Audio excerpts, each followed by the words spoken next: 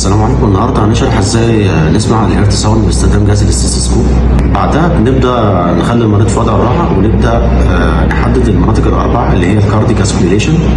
اول منطقه عندنا هي الماتيريال، ثاني منطقه هي الترايكاسبيد، المنطقه الثالثه هي البلمونري، الرابعه هي الاورتيك، وعند الكاروتيد ارتري. دول الخمس مناطق اللي احنا هنقدر نحدد فيهم الكارديك اسبيريشن. نقدر نوضح الاماكن دي عملي مع بعض. نوضح الاماكن عملي زي ما قلت لكم. اول حاجه هي منطقه الابكس، ثم منطقه الترايكاسبيد، ثم منطقه الاورتيك، ثم البلمونري، بعد كده منطقه الكاروتيد ارتري. دي الاماكن اللي قلنا ان احنا نوضحها عملي. ايه مشكله او صوت اضافي ده بيدل على ان في مشكله في صمامات القلب.